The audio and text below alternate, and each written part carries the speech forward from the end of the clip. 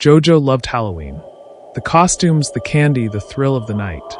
This year, he roamed the neighborhood with his friends, Molly and Layla, buzzing with excitement. They rushed from house to house, collecting treats, laughter echoing in the chilly air. But one house stood out. Old and decrepit, it loomed at the end of the street.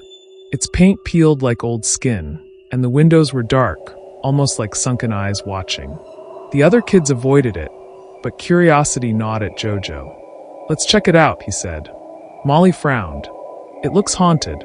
Layla's eyes sparkled with mischief. "Haunted houses are the best." With a deep breath, Jojo led the way. The creaking door opened with a reluctant groan. Inside, the air was musty. Shadows danced in the corners. Jojo felt an unsettling chill crawl down his spine. "Is anyone here?" he called. Silence. Then a whisper. "Turn back." Jojo's heart raced. He didn't know where it came from. He spun around, but there was nothing. The walls seemed to close in, and he felt dizzy. "I can't stay," he gasped. He bolted out, leaving his friends behind. Outside, the night was alive with laughter and screams. Jojo turned to see Layla and Molly still in the house, their expressions blank. Panic welled up. "Guys, we need to go." They blinked, as if waking from a dream. "What just happened?" Layla asked, confused. "I don't know, but we can't go back in there," Jojo urged. They fled, the house looming behind them like a monster. The feeling of dread didn't leave Jojo. It gnawed at him. He didn't sleep well that night, haunted by the memory of the house and the whisper. The next Halloween, Jojo felt uneasy. He wanted to forget, but something pulled him back. He convinced Molly and Layla to join him again. "Maybe it was just our imagination," he said, trying to sound brave. But when they reached the end of the street, the house was gone. Just an empty lot, overgrown with weeds. "That's weird," Molly said, looking around. "Where did it go?" Jojo felt a knot tighten in his stomach. "It was right here. I swear." Layla frowned. Maybe it was never real. Those words echoed in Jojo's mind. Had they imagined it? Yet the fear clung to him. All night, he felt the weight of something unseen, pressing down on him. The laughter of other kids faded into whispers, as if the night was mocking him. Days turned into weeks. Jojo struggled to shake off the feeling. He couldn't focus. School became a blur. Friends seemed distant. One morning, he woke up, drenched in sweat.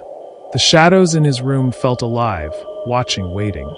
He passed by the empty lot every day, hoping to see something, anything. But it stayed empty, taunting him. Then, one night, Jojo had a dream. The house stood tall and menacing, just as he remembered. He felt the pull to enter again. This time, he was not alone. Shadows gathered around him, whispering, urging him to step inside. "Help us," they pleaded.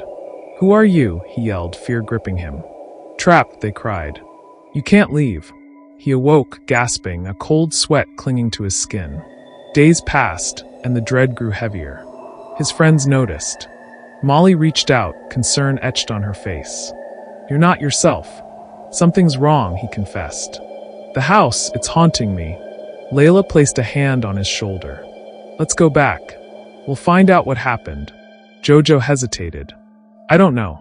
What if it's still gone?" "Then we'll know for sure," Layla insisted. That night, they returned to the empty lot. The moon hung low, casting eerie shadows. Jojo's heart raced. They stepped cautiously onto the overgrown ground. "Do you feel that?" Molly whispered. A chill ran through Jojo. Like someone's watching. They searched, but nothing remained. Just silence. Jojo felt a wave of despair wash over him. Suddenly, darkness enveloped them. A whisper echoed, "You shouldn't have come back." Jojo felt a sharp pain in his head. Everything blurred. He collapsed, his vision fading. He awoke in a hospital bed. Monitors beeped around him. A doctor stood nearby. "You've been in a coma for weeks," he said, concern in his voice. "Where are my friends?" Jojo gasped. The doctor looked away. "You were alone when we found you." Panic surged. "No, they were with me." But the doctor shook his head. "There's no record of them." Jojo's heart sank. The house, the whispers, the shadows, it had all been real. But it was gone now. He was alone, trapped in a nightmare of his own making. And as he lay there, he realized the truth. The house never existed, but it had taken something from him. Something he could never get back.